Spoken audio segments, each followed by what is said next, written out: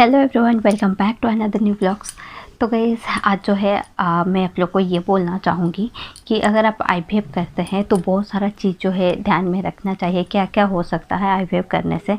देखिए कोई अगर फर्स्ट टाइम जाता है तो उनको इतना पता नहीं रहता है। जैसे मुझे भी पता नहीं था, जब मैं फ़र्स्ट टाइम गई थी मुझे भी याद है, तो मुझे लग रहा था हाँ इसका सक्सेस हो रहा है तो मेरा क्यों नहीं होगा। जैसे मेरा तो पहले से भी कंसीव हो रहा था, मतलब आईयूआई हो से हो या फिर आईयूआई से हो या फिर नेचुरली हो, बायोकेमिकल प्रेगनेंसी हो या फिर मेस्टावर्सन हो, तो मेरा यूट्रस जो है रिस्पॉन्ड कर रहा है। अगर वो इंजेक्शंस देते हैं एग्स का क्वालिटी ठीक करने के लिए, एग्स को बढ़ाने के लिए, ओब्वियसली मेरा कंसीव होगा। तो कहीं ना कहीं मेरा जो है ये उम्मीद था, मुझे मेरा कॉन्फिडेंस थोड़ा हाई लेवल का था कि हाँ हो सकता है।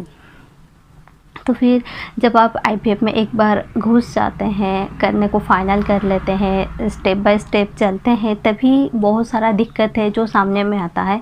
तो ये जो क्या हो सकता है आगे चल के, क्या आपको सिचुएशंस हैंडल करना पड़ता है, क्या फेस करना पड़ता है, जो डॉक्टर नहीं बोलते हैं। देखिए ये मैं नहीं चाहती हूँ कि आईवीएफ के बारे में नेगेटिविटी फैलाने के लिए या किसी का मन में जो है डर बैठाने के लिए, जो रियलिटी है वो मैं बोलना चाहती हूँ, क्योंकि वो सब जो है मैं फेस की हूँ, जो मुझे पहले पता नहीं था। कभी कभी मुझे भी ऐसा लगता है अगर मुझे इतना पता होता आईवीएफ में इतना होता है तो उस हिसाब से मैं कुछ प्रिकॉशन लेती। ऐसा नहीं कि मैं आईवीएफ नहीं करवाती, बट उस हिसाब से मुझे प्रिकॉशन लेना है, एक दो डॉक्टर से बात करना है। जो मैं चाहती हूँ मेरे साथ हुआ वो किसी के साथ ना हो। तो मेरा ये वीडियो बनाने का मोटिव ये है कि आप लोग को सही जानकारी दें। आईवीएफ करने से सिर्फ नहीं हो जाता है, बहुत सारा चीज़ जो है ध्यान में रखना होता है, क्या क्या आपके साथ हो सकता है आगे चल के। तो इसके बारे में आज का वीडियो में मैं बात करना चाहती हूँ। तो गाइस अगर आप लोग मेरे चैनल पर नए हैं तो चैनल को सब्सक्राइब कर लीजिए, साथ में नोटिफिकेशन बेल आइकन को भी प्रेस कर लीजिए। तो आज टॉपिक पर बात करते हैं।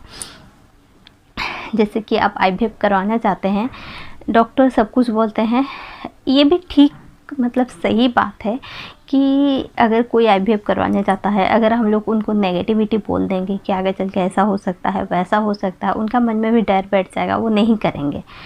बट जो है बहुत सारा कपल है जो डर जाते हैं, नहीं करते हैं। बट बहुत सारा कपल है ये एक्सपेक्ट करते हैं कि हम लोग को पता चलना चाहिए, जैसे हम लोग मेंटली प्रिपेयर रहे कि हाँ आगे चल के अगर ऐसा होता है तो ऐसे सिचुएशन को भी हम लोग को फेस करना है।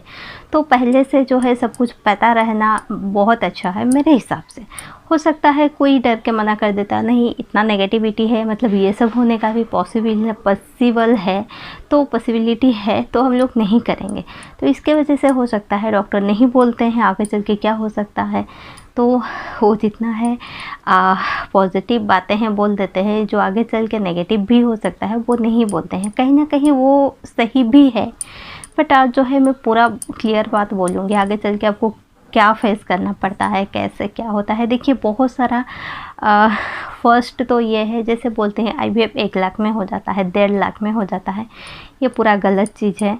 कभी भी आईवीएफ 1 लाख 1.5 लाख में नहीं होता है। अगर होता है तो बहुत सारा चीज़ें जो है वहाँ पे मिसिंग रहता है, जैसे ब्लास्टोसिस्ट मिसिंग रहता है, या फिर लेज़र हैचिंग मिसिंग रहता है, या फिर एक जेनेटिक टेस्ट होता है एम्ब्रॉय का, प्री जेनेटिक टेस्ट, वो भी नहीं किया जाता है। या जो है इंजेक्शंस तो बराबर देते ही हैं, हिस्ट्रोस्कोपी नहीं किया जाता है। तो ऐसे कुछ चीज़ें रहता है जो वहाँ पे मिसिंग रहता है, इसके वजह से पैसा कम होता है। तो बेसिकली जो है आईवीएफ बोलने से सिर्फ वो लोग क्या करते हैं, एम्ब्रॉय ट्रांसफ़र का कॉस्ट बता देते हैं, 30,000 25,000 50,000 ऐसा करके। बट जो है आईवीएफ में बहुत खर्चा होता है।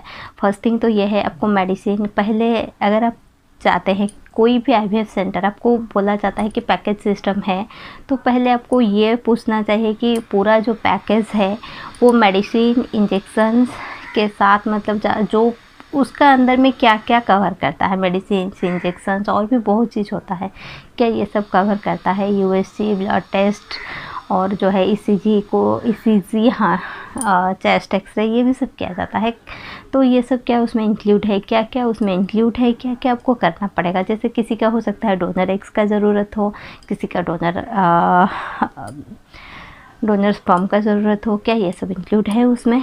तो ये सब चीज़ जो है आपको पूरा डिटेल में समझना चाहिए। और मेडिसिन का खर्चा कितना आता है, ये एक बहुत इम्पोर्टेंट चीज़ है।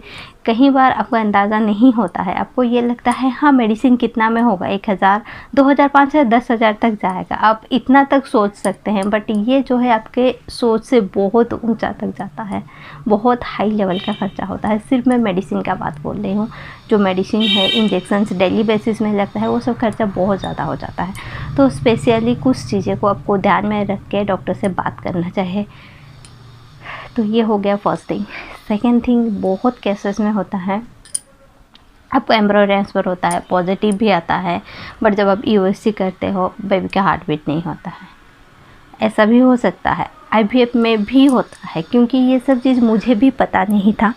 जब मैं, जैसे मेरा बायोकेमिकल प्रेगनेंसी था, मिस्टर अबॉर्शन था, तो मुझे कहीं ना कहीं लगता था आईवीएफ में ये सब नहीं होता है, बट ये सब होता है। और ये सब जो है ज़्यादा केसेस होता है, क्योंकि अगर हम लोग का नेचुरली कंसीव नहीं हो रहा है, कुछ ना कुछ कमी है हम लोग में, जिसके वजह से नेचुरली कंसीव नहीं हो रहा है। ऐसा नहीं कि हम लोग पूरा परफेक्ट है, ऐसा नहीं है, कुछ ना कुछ कमी है। हो सकता है एग्स का क्वालिटी ख़राब हो सकता है स्पर्म का क्वालिटी ख़राब हो सकता है अगर एग्स ठीक है स्पर्म ख़राब है, या थोड़ा थोड़ा कुछ है, तो जो एम्ब्रॉय बनता है उसका वो क्वालिटी ठीक ना हो, उसका कुछ इशू हो, या फिर हम लोग का यूट्रस इतना हेल्दी ना हो कि बेबी वहाँ पे इम्प्लांट हो जाए। तो कहीं ना कहीं दिक्कत तो है, जिसके वजह से नेचुरली कंसीव नहीं होता है। अगर हम लोग आईवीएफ करते हैं तो ये एक होता है, मतलब आर्टिफिशियल प्रेगनेंसी होता है। तो ये केस में ज़्यादातर कॉम्प्लिकेशन रहता है, ऐसा नहीं कि सबका होता है, बट होता है। जैसे आपका इम्प्लांट तो हो जाता है, बीटा एचसीजी पॉजिटिव आता है, कहीं ना अगर बीटा एचसीजी आपका पॉजिटिव आ रहा है, कहीं ना कहीं आपका एम्ब्रॉय जो है यूट्रस में इम्प्लांट हुआ है, उसके वजह से जो है आपका बीटा एचसीजी पॉजिटिव आया है। हो सकता है 300, 400, 500, बहुत कमेंट आता है, 17 आया है, 18 आया है, 100 आया है, 200 आया है, क्या पॉजिटिव है, ये रहता है। ये ज़रूर पॉजिटिव है, बट हाँ ये प्रेगनेंसी आगे बढ़ेगा या नहीं बढ़ेगा ये बोल नहीं सकते, बट ये पॉजिटिव है, आपका कंसीव हुआ है, इसके वजह से बीटा एचसीजी जो है पॉजिटिव आया है। हेल्दी प्रेगनेंसी हो सकता है ये हेल्दी प्रेगनेंसी ना हो, जो आगे ना बढ़े वहीं पे ही ख़त्म हो जाए, ऐसा होता है। तो फर्स्ट थिंग ये होता है आपका बीटा एचसीजी पॉजिटिव आ जाता है, आपको लगता है हाँ प्रेगनेंसी है, फिर रिपीट बीटा एचसीजी करने से वो डाउन हो जाता है, वहीं पे प्रेगनेंसी ख़त्म हो जाता है। कई बार ऐसा होता है बीटा एचसीजी ठीक ठाक रहता है, आगे बेबी का हार्ट बीट नहीं आता है। कई बार ऐसा भी होता है बीटा एचसीजी पॉजिटिव है, आपका हार्ट बीट भी आया है, दोबारा यूएससी करने से हार्ट बीट चला गया है, इसको मिस्ड अबॉर्शन बोलते हैं। कई बार एंटी स्कैन में पता चलता है कुछ बेबी का अबनॉर्मलिटी है, जिसके वजह से आपको वॉश करना पड़े, डीएलसी करना पड़े, ऐसा भी होता है। और कई बार जो है मतलब प्रीमेच्योर डिलीवरी हो जाता है, जो स्पेशली मेरे केस में हुआ है, प्रीमेच्योर डिलीवरी भी हो जाता है। उस टाइम आपको बहुत पेन होता है। अगर आपका आईवीएफ फेल हो जाएगा तो इतना पेन कभी भी नहीं होगा, ये मैं दावे के साथ बोलती हूँ। आईवीएफ फेल हो जाने से उतना तकलीफ़ नहीं होता है। अगर आपका 5 महीना 6 महीना कंप्लीट होने का बाद प्रीमेच्योर डिलीवरी हो जाता है, बहुत पेन होता है, तो ये भी हो सकता है। और बहुत टाइम जो होता है आपका प्रीमेच्योर डिलीवरी जो है 7 महीना 8 महीना में हो जाता है, उस टाइम बेबी को एनआईसीयू में रखना पड़ता है, उसके लिए भी बहुत पैसा खर्चा होता है। अगर आप मतलब जैसे कोलकाता में जहाँ पे मेरा डिलीवरी हुआ था, पर डे का जो था 15,000 करके था एक बेबी का एनआईसीयू का खर्चा। तो ये जो है ऐसा कुछ होता है। तो आपको पूरा मेंटली बहुत स्ट्रॉन्ग होना चाहिए अगर आप आईवीएफ के लिए जा रहे हैं। पैसा तो बहुत ही लगता है। अगर आपका मान लीजिए 7 महीना कंप्लीट हुआ है, प्रीमेच्योर डिलीवरी हो गया, आप तो बेबी को फेंक नहीं पाओगे ना। उस टाइम आपको ऐसा फील होगा मैं अपना किडनी बेच दूँगी पर अपना बेबी को सेव कर लूँगी, ऐसा ही कुछ होता है उस टाइम फीलिंग्स। तो आपको उसमें 1 महीना 1.5 महीना या 2 महीना रखना पड़े एनआईसीयू में, उस टाइम आपको बहुत खर्चा हो जाता है। ये भी एक चीज़ है। अगर ट्विंस होता है तो और भी ज़्यादा खर्चा होता है। अगर ट्विंस रहता है तो डेफिनेटली आईवीएफ में ट्विंस होने से प्रीमेच्योर डिलीवरी होता है, डेफिनेटली। ऐसा ना हो कि 26 वीक, 27 वीक या 28 वीक में होता है, ऐसा ज़रूरी नहीं हो सकता है 32 वीक में हो जाओ और बेबी इतना हेल्दी नहीं है आपको उसलिए एनआईसीयू में रखना पड़े। हो सकता है 34 वीक में हो तब भी बेबी इतना हेल्दी नहीं है, एनआईसीयू में रखना पड़े।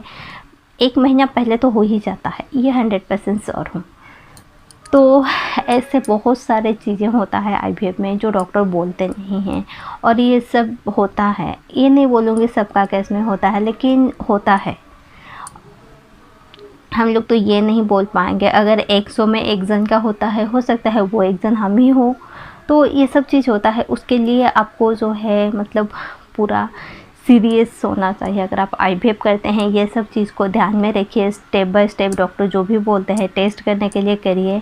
और अगर वही सेंटर पे आपका डिलीवरी हो रहा है फिर भी आपका मन का संतुष्टि के लिए दूसरा डॉक्टर को भी कंसल्ट कर सकते हैं कि आपका सब कुछ ठीक है कि नहीं। तो ये नहीं बोलूँगी जहाँ पे आप ट्रीटमेंट कर रहे हैं वो डॉक्टर कुछ गलत है, बट कहीं बार मतलब कहीं बार कुछ भी हो सकता है, जैसे मेरे केस में हुआ। ये नहीं 100% ब्लेम करूँगी, बट कहीं ना कहीं मुझे भी लग रहा है कि स्टिच होने से सब कुछ ठीक हो जाता अगर स्टिच कर देते,